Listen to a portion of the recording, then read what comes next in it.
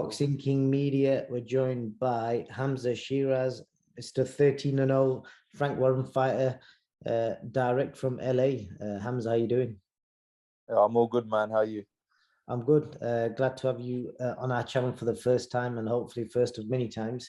You're out in LA. You've been there. Is it your second camp now, isn't it? Yeah, this is my second camp, gearing up for December the 4th, inshallah. Yeah, wicked. So, just to give the fans a bit of an idea, a lot of people are probably thinking you're living the high life over there in LA, but I know as a boxer, you're grinding away daily. Yeah. Tell us, what's a typical week for you at the moment? So a typical week would be every day out here. I run every day. I don't have no rest days. Yeah, so I'll get up at 5:30 6 o'clock on the road, bang out a good solid hour and a bit run. And I've got Taz Khan with me, so me and him, we go every day together. Come back for about 7:30. We're back home 7:30, 8 o'clock. Get some food down me, back into bed, up at 11:30, back at the gym at 12.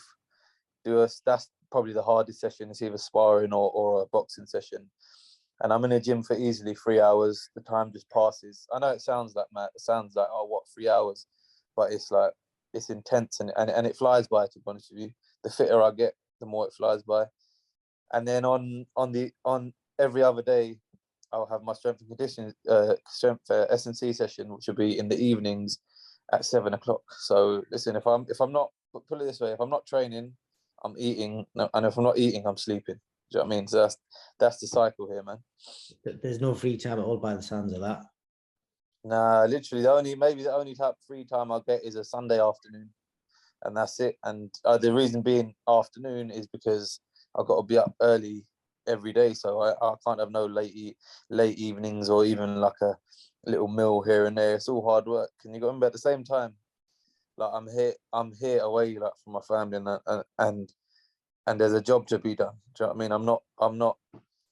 I'm not like smitten by the fact I'm over in LA, like you said, living this high life. And if anything, it's like the low life. It's the training, it's discipline, really. But I'm not complaining. I'm blessed to be out here, blessed to be under Ricky, and just onwards and upwards, inshallah. How are you finding it? You mentioned your family there. How are you finding being away from them? Obviously, I'm guessing you're not married at the moment, are you? So it's just your parents. No. How are you finding being away from them, like such a long period? Do you know what? It's obviously been away from him. Obviously, you do miss him here and there, but at the end of the day, they understand and I understand. It's sacrifice. I'm investing in myself. I mean, inshallah, like later when I've won world titles and this, that, the other, I can enjoy family time and whatever time I've missed out on then.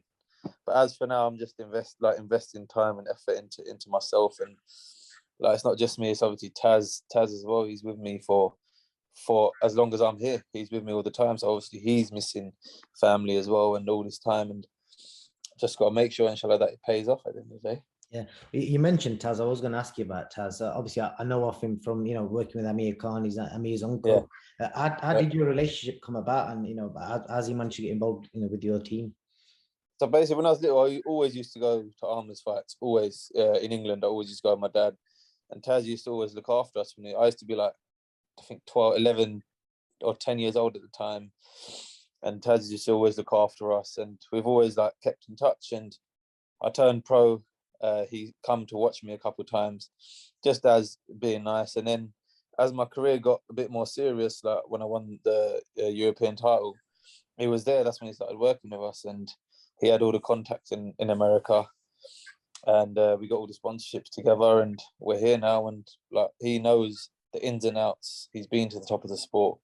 He knows like Freddie Roach, all these coaches over here. So when it comes to being the new kid on the block, it's almost like I've kind of been here before. Not that I have, but through Taz. So yeah, I'm blessed, really. Well, that leads me on to your training situation. Obviously, you chose Ricky Funes. I'm guessing Taz might have, mentioned a few trainers to you. What made you choose Ricky? Yeah, listen, coming to LA, I could have chose any of these coaches. I could have chose these coaches with massive stables and big names and loads of fighters. But I remember when Ricky come to the UK, I think about 3-4 years ago, Taz got me to do a session with him.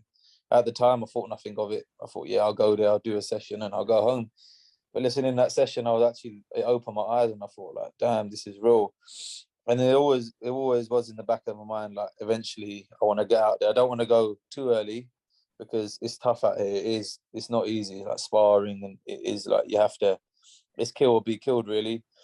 And yeah, so I worked with him back then, and then I remember sitting down with Taz and saying, like, what do you think the best options are? We narrowed it down to a few names, and then I just thought, you know what, I've worked with Ricky before, I know what he's about, so let's go there and get cracking. And alhamdulillah, like, I've been blessed. And the good thing is with Ricky, I'm his only fighter, and Joe Gooson's always in the gym every day, so if we do need that extra advice, we always do get it off Joe, and who better do than him?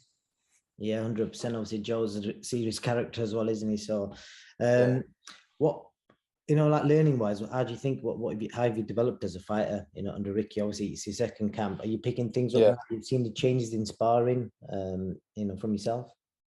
Yeah, loads of changes, man. Loads of changes. Obviously, throughout my next few fights, you'll see. I'm not saying obviously you're going to see it in the next. You're not going to see everything in the next fight because that would be stupid of me to say. But over here, listen, it's even like the things outside of the ring you're learning. Like, I never, like, back in England, I never used to run much, to be honest with you. I never used to run much. Now I run every day. I'm banging out miles, running every day, building up that engine, building up that work rate.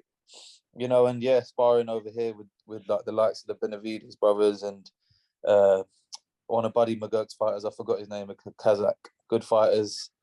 And out here, you're always learning, you're constantly learning, all styles, everything. So this is like this. Everyone really comes to LA. It's almost like the hub of boxing, and we go around to all gyms and spar, and we get in great work. So listen, the learning it's never ending here, man. Yeah, I can imagine. I haven't seen it firsthand. The sparring in gyms in LA is, like you said, in your words, kill or be killed. Literally, yeah. Is that how the sparring was with the Benavides brothers, or tell me about that sparring? How did that go down? It was good sparring, man. Great sparring. Sparred with Jose. And to be sparring with someone this early in my career who's been at world level and been in the ring with the likes of your Herreras and your Crawford, it's an honor in itself. And listen, I'm holding my own more than I think people expected me to be honest with you. And I'm learning. I've got more rounds with him this week and next week. And yeah, man, it's great. It's great rounds. It's great rounds. I'm learning a lot, little tricks here and there. And yeah, I'm just blessed to be in this environment and learning 24/7. Obviously, you've hit 22 now. You're at the peak of like growing. So I don't know if it's a camera angle, but you look massive. Like your shoulders are huge. So I don't know if it's the way you're holding the camera or what. But are you still in that super welterweight? Is that the weight for you, like for the immediate future, or do you think you're going to grow out of this weight? For the immediate future, I'm going to stay at this weight because obviously I got my world ranking. Ideally, I'd like to win a world title at this weight. Inshallah, I'd like to win a world title at this weight. Then consider moving up. But if it did get to a point where I'm like making this weight is just impossible, now I'd move up. But as for now, so far I'm making the weight all right. The best I made the weight was probably my last camp because I was like a pound and a bit under. We just made the weight pretty easy, to be honest with you, and hopefully it'll happen again December. So yeah, we'll just see where it's at weight wise. I'm bound to grow. I mean, I'm a tall, big lad for the weight, so I'm bound to like outgrow it sooner or later. Where'd you get the height from? Is it from your dad's side, or is it from like grandparents? I think it's from my mum's side. My mum's side, to be honest with you, they're all quite tall. So yeah, that's where I get the height from, man. But they're meaty. I'm just all skin and bones, to be honest with you, man. Yeah. Trust me, this camera angle I've got, it don't look like it. So, obviously, rivalries. Everyone's got rivalries, and Troy Williamson's a guy that's been mentioned alongside you a few times. Yeah. Did you watch his recent fight, and what was your prediction going into that? Did you think we were favoring to win? Now that weekend I was in Vegas for the Fury fight, so I didn't get to watch it. But listen, he done well. I don't think he was really expected to win that fight, and he knocked Cheeseman out in good fashion. And well done to him, man. He done good. He's British champion. He's got his rating up now, so it'd be even more of an intriguing matchup now. But in terms of that, we'll see where we go with that. We'll see what the teams say. We'll see how it all plays out. as for now, obviously, there's a few opponent names being mentioned for December the 4th. We're just waiting on confirmation. So hopefully it will be a good one. It's a good name, the one that I think it will be. It's a good name. It's a good British name, and yeah, hopefully we're looking forward to it, man. I was going to ask you if it's an international name or a British name, so that'd be interesting. Obviously, there's two names. We're just waiting. One's international and one British. Okay. But either of them are both good names. So I'm just going to see who gets locked in first. It'd be interesting to see if you and Troy do collide, because when I interviewed him a few weeks ago, he did kind of imply that his promotional situation is kind of up in the air, and it weren't clear if he was going to be staying with Frank or moving on. Okay. Because there's a lot of moves happening in boxing, as you know. But what's the situation with yourself? You know, long-term contract with Frank Warren Promotions, or is it fight by fight? No, I'm in a good contract with Frank Warren. I'm in a good. I was with him when I was in Vegas, catching up with the team and that. So it was good, man. Obviously, but nowadays everyone really follows the paper when it comes to boxing. But you see, myself, I was blessed for him to choose me when I was 18 years old. Do you know what I mean? I said it before, I didn't have a standout amateur career. I had loads of amateur fights, but I didn't have a standout amateur career. And, you know, for him to give me the opportunity to debut even at the Copper Box Arena when no one knew who I was, you got to, like, you know, I know where my loyalties lie when it comes to promoting, and I'll be with Frank Warren because he gave me the opportunity, and so far I've been doing right, being guided by him and Andy Allen, and obviously my dad and Taz and the team and everyone. So right now, as I like to say, why fix it if it ain't broken? Do you know what I mean? Fair point. Obviously, the show that you're fighting on, it's on the undercard of Lyndon Arthur versus Anthony Yard. Yeah. How do you think that fight's going to play out? You know what, to tell you, it's a good undercard to be on. It's a good undercard to be on. It's a great one, to be fair. I see it playing out. I think I see Lyndon nicking it again, because I didn't really watch their first fight, and then I watched it like 2 days ago when I was just chilling. I thought, let me give it a watch, and his jab was like it's quite on point. I didn't realize how good his jab actually is, and he wasn't really using the right hand much. And I think this fight is going to use it a lot more. And obviously, Anthony Yard's going to bring something different to the table as well. But I still think Lyndon Arthur's going to nick it. Okay, interesting. I want to move on to a different topic, and I don't know if you've seen an interview from Anthony Joshua today, and he's pretty much confirmed he's going to be adding a new trainer to his team. Similar situation to you, but obviously you've done it a lot younger than AJ. They mentioned Robert Garcia, Eddie Reynoso, Ronnie Shields, Virgil Hunter. I'm guessing you've come across some of these guys whilst you've been out there. What do you think will suit him, and do you think he's making the right move, moving to America, from your own experience? Making the move to him. That's why I done it, to be honest, because look, I saw this pattern in the best British fighters. Yeah, I saw this pattern like the likes of Hatton, Khan, and now Joshua, for example. Obviously Fury's done it, but he's undefeated. If you look at them, they go to a certain level and say they've lost, they always end up in America. So I thought, why not do it sooner rather than later? Do you know what I mean? Why not do it sooner rather than later? And yeah, going back to your question, I actually went sparring down to Robert Garcia's as well. We went down there, down to Riverside, got some good rounds in there. Amazing place. Pardon? Amazing little place. Yeah, it's wicked, man. It's like a little ranch. It's wicked. It's like it's a little ranch, and I always obviously watch all these boxing 24/7s and to actually be there and see the gym and sparring, it was like kind of surreal, man. But it was a good experience as well, meeting Robert and sparring one of his fighters as well. So yeah, man. But for Joshua, I think it's a great move. And whoever he chooses coach-wise, to be honest with you, I don't think it really matters, because they will definitely add something new to his game. And like he said, I watched half of the interview, and he even said in it, he spent 2 days with each of them, and it opened his eyes, like some of the stuff he learned out here. So listen, if only in 2 days he's learned what he's saying he's learned, imagine if he does come out here and do like what he's saying, a whole camp and this, that, the other. Trust me, it's amazing, to be fair. They live, eat and breathe boxing, and the stuff they do is different to the UK stuff, the stuff that we've grown up around and the stuff we're comfortable with. Boxing ain't about comfort zones, is it? It's never been about comfort zones. So that's why I chose to take myself out of my comfort zone, go to America and get cracking and get to the top. And that's what Joshua's doing now. And I wish him the best. Do you think it's still, time-wise, obviously he's left it quite late. Do you still think it's going to work for him, doing it so late in his career? I think, listen to that interview, he sounds very motivated. He sounds like hungry again. I think what it is, when you get that big, you get loads of different voices and opinions, and you get sometimes image conscious and conscious of what people think. Like he even said it was all about impressing the public. Now it's all about just getting in there and getting the job done. And to be honest with you, as a boxer, I think that's how it should always be anyway, regardless. But at the same time, the bigger you get, the more cameras you get stuck in your face, the more recognition you get. It is a bit harder, but I suppose that's where having a great team comes into play as well, and people who have been there, seen it and done it. So like I said, I wish him the best, man. Fair point. With regards to, obviously, you went out to the Fury Wilder fight. You got to see Fury up close and personal. Yeah. Do you think anybody in this era beats Tyson Fury? You know what?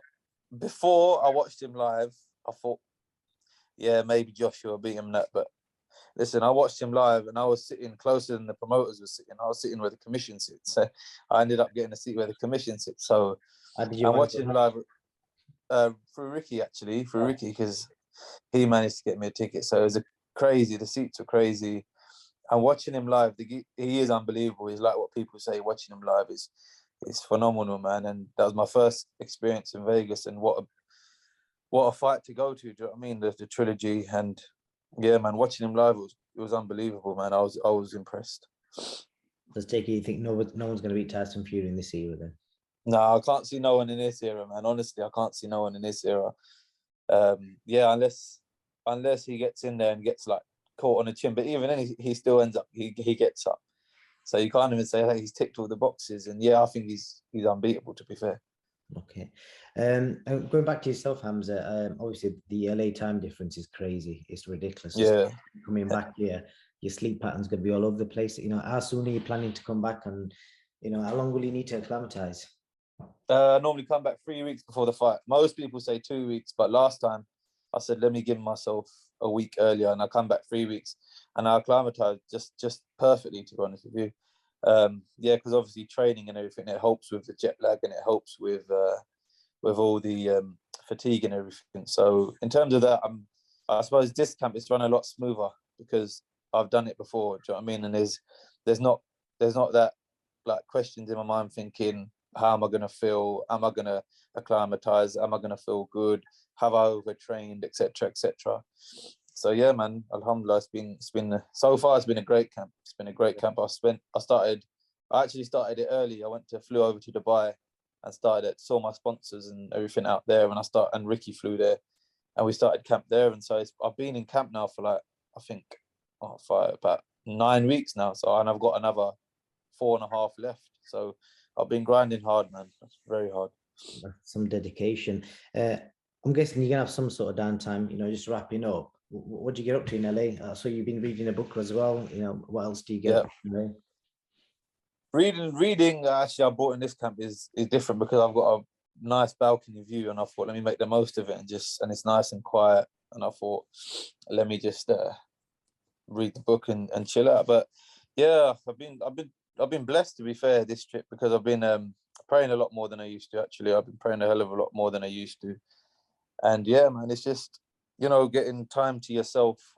Normally when we come home from the gym, we eat and then we go to our rooms and we get all our downtime. And rather than just lie down in my bed and watch TV or watch movies all the time, I thought, you know what, let me start getting in touch with my religion a lot more. And not saying I was rebellious enough before, but it gives you this kind of like peace and tranquility that is very much needed during a camp like this. So yeah, I've been blessed. I do that. Sometimes go to Ricky's. He's got a cinema room there, actually. So I watch a movie. Just chill out, really. Chill out.